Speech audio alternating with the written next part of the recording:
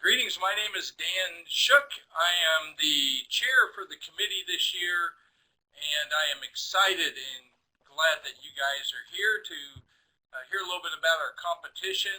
Thank you all for being here. This is very exciting. This is going to be our 14th year of the competition. So during the webinar, we're going to have an overview introductions. We'll talk a little bit about the competition. We'll kind of just give you an overview of the problem statement, give you some information about your proposal, and provide a spot for Q&A at the end of this right here. We want to thank our two main sponsors for the competition. AECT, the organization, Dr. Phil Harris is the executive director. He has been a staunch supporter of this competition for years and years, and continues to be so. Many of the folks at AECT behind the scenes work tirelessly to help us with the competition during the year and at the conference. Our other sponsor is the Design and Development Division in AECT, and we are thankful for them. The problem that we're doing is a design problem, and the support that we get from design and development is just absolutely tremendous. I would be remiss if I didn't personally thank the division and the folks in the division for that. So folks, if you're students, I want you to know the Design and Development Division is just phenomenal, can help you, can help provide networking, can help you even with some questions and answers you might have. I want to encourage you to be a part of this organization. We have, as part of our competition, we have what I'm going to call a coordinating committee that works together year-round to help put this competition on. And so I just would like to spend a second, if you would, I think all of our coordinating committee members are here. If you would take half a second and introduce yourself, we'll go from there. I'm Dan Shook, so I'll talk about that. We can start from the top. I'm Carrie Miller, instructional designer with Minnesota State University, Mankato. Hi, I'm Sherry Stover, and I'm the program director for our instructional design graduate program at Wright State University. Hi, I'm Steve. I work at Boise State University with Lisa. The competition is designed to help improve the skills of our graduate students. The problems are realistic problems that you will see when you're out working in the world. It is this project, this competition, also provides an opportunity for you to work as a team. Many times when you go to work out in the field, you will be in teams, and so we're providing this experience for you. Also, you will have the opportunity of working with a mentor. We'll talk about mentors a little bit later, and the competition now has such a history with AECT that being a part of this competition there is recognition throughout the entire organization about what we're doing right here, and the testimonies from previous participants is just amazing how much they've learned and they've got from this competition. So that's kind of what we've got here. So I'm really excited for you guys. So here's how we structure that. The competition lasts over we have 3 phases. It lasts a good part of a year. In the first phase, we have a problem statement that we have provided. We provided at the AECT National Conference the year before. It is in it's in the program book. It's printed in there. We also provide it online, and there's a link on our competition mains page. The 2017 AECT Design and Development, the problem statement right there. So you've got the problem statement available to you. We'll talk about that in a little bit. And just in general, the first round, your teams of 2 will put together a general 2-page proposal about what your possible solution is going to be. We have a judging panel that will take the best 6 of those, and it's based on 3 criteria: theoretical excellence, feasibility, and creativity. So our judging panel will take for round 2, we'll take the top 6 of the teams and we'll move them to round 2, and it's at round 2 that you are paired with a mentor from another institution to help you. This is very exciting. You have an opportunity to work with somebody that has different ideas, different perspectives, and can only help you. And then round 3 is where, well, let me come back. In round 2, you will submit a more fleshed out paper with the help of your mentor and to our judging panel. Our judges will then identify the 3, what they call the 3 finalists, and we invite those teams to AECT where they will present their solution in person in front of the judging panel. So then the judges will select the best presentation on that. So that's in general that will happen. We're going to show you a time frame, and we had a question where Lisa is responding to that. This is really important. The 3 teams that make the finals, AECT, Design and Development, these are considered the winners of the competition. We will provide and pay for the registration for the teams at AECT. We recognize the 3 finalists as the winners of the competition. At the competition, the 3 finalists will actually get a presentation that you can put in your Vita. You get to do your proposal in front of these judges, and then we identify the best solution. There is also an opportunity to get some detailed feedback on your presentation, and the sole purpose of all of this is to help you improve your skills so that when you go out to the job market, you're going to be in, this will give you an advantage. So the time frame is pretty important. The deadline to submit your round 1 proposal is May 5th at midnight. All of these dates will be on midnight. At that date right there, we will have a link within the next few days after this webinar where you can actually submit your proposal when you're ready to submit it. At that particular point, our judges will then take a look and identify the 6 teams with the best solutions, and they will be we will get with them and we will assign them a mentor that you will work with. That will be right around June 1st. You have until August 15th to finish your submission and submit it into the system that you can access through the competition website. September 15th, our judges will identify us with the 3 finalist teams, who they are, and then we will let you know on that. And then during the AECT conference this year, between November 6th to 11th in Jacksonville, is when you will have your presentation. So we got a long time to go, and you've got a little bit of time, a good little bit of time to work on your 2-page proposal. So I'm encourage all of you to hop on it. Phenomenal problem this year, phenomenal problem, and I hope you are excited or are as excited about it as I am.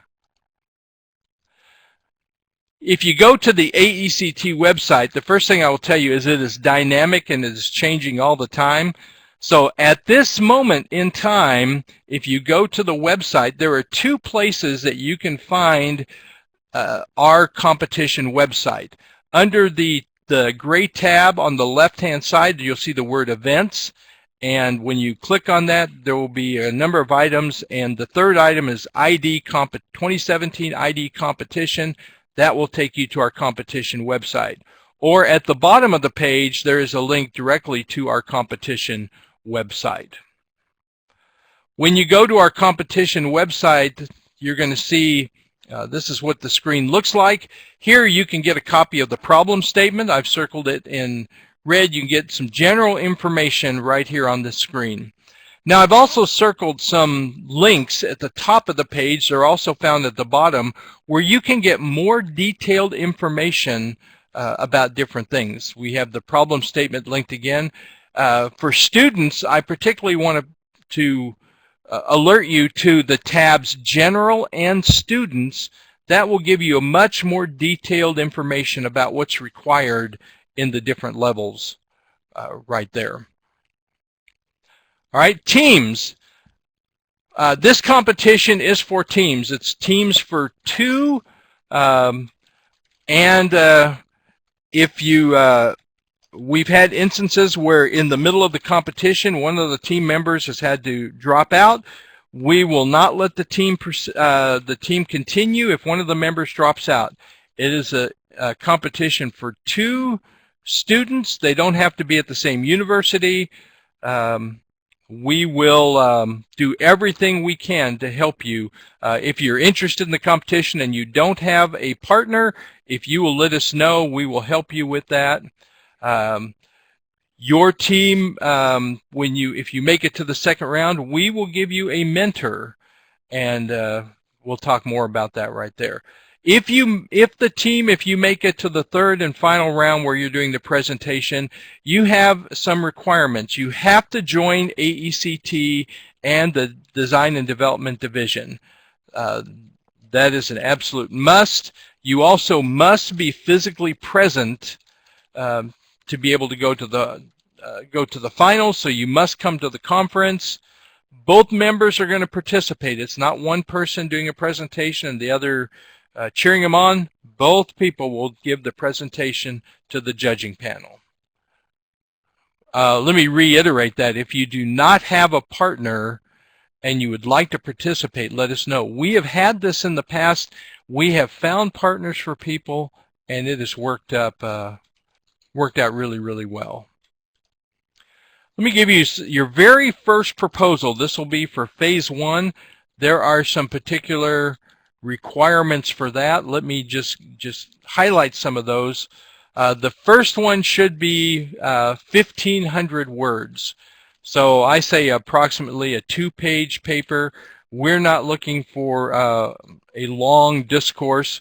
We're looking for a very succinct proposal that just gives you a good outline of what you're doing right here.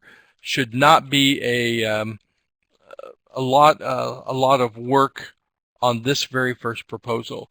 Again, must include have theoretical excellence, be creative and feasible.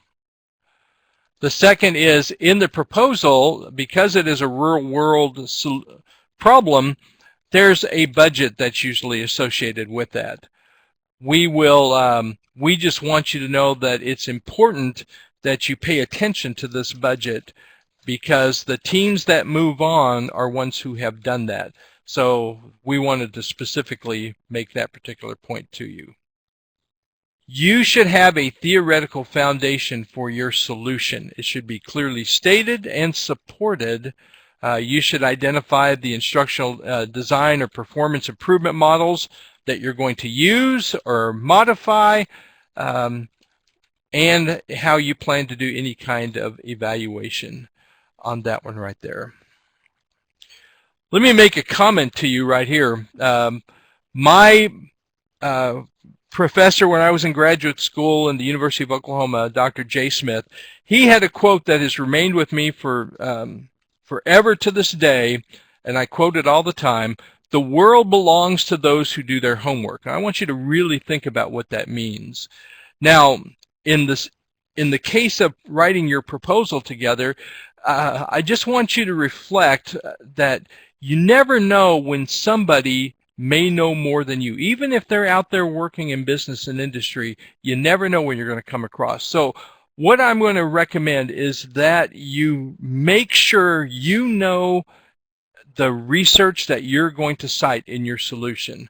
Let me know. I've been doing this for 14 years, And for many, many years, we see the same thing, and that is they have they cite a theory and they don't really understand it or have it done fully, and they get caught on that. So please make sure that you know what you're doing on that. All right, the fourth thing right there, this is very, very important. Please do not put any information in your proposal that would tell us who you are or where you are from. If you are, you will be immediately disqualified. We are very, very careful about making sure that everybody has a fair shot. We don't want to play favorites. You know, I just mentioned that I did graduate work at the University of Oklahoma. I also did graduate work at Florida State. I don't want to see Florida State or anything related to Florida State in your proposal. If you put your names in it, you will be taken out. Please, please be real sensitive about that. We want you to, we know you're going to do well, and we don't want something silly and little like this to do it, but we must have we must not know anything about you. We want to judge your proposal solely on the merits of your proposal like that. Please let us know if you have any questions about this one right here. No, there are no exceptions to that particular rule. Now, one of the things between now and the day that you turn in your round 1 submission, as you're reading the problem statement, there may be some questions that you have about the proposal. You're looking to put a proposal. There may be some things that you think might be helpful right there. Lisa, I'm going to turn this over to Lisa. Lisa is your consultant. We've got an email for her, and she's going to tell you just a little bit about the nature of this year's problem. Hello, everyone. If you would navigate down underneath the area where you see the slides, there's a link to the 2017 D&D competition problem statement, and open that up by clicking on the Browse To button. You'll see that the problem statement pops right up on your computer. So this problem statement was inspired through my work with an international NGO that's a global NGO. And this problem statement is unique because it will ask you to deal with designing for a culture in which you may or may not have been born into. So as instructional designers and performance improvement specialists, we have to think about how do we design learning environments for somebody who's from another culture ethically and responsibly, and making sure that that environment works for them to support successful performance. And if you have any questions about that, you can send me an email. Thanks, Lisa. This is such a fascinating problem statement this year, and it's one that has a seed of being able to help others. And I'm grateful and appreciative to Lisa for this particular problem right here. All right, let's move on.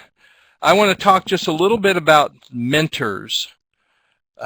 So if your team makes it through your hard work, if your team makes it to round 2 or phase 2, you will be assigned a mentor. The mentor will come from another institution or from from someone from business and industry. It will be somebody that is not from your particular school. This is a fabulous opportunity for you, I want you to understand, because you will get a different perspective.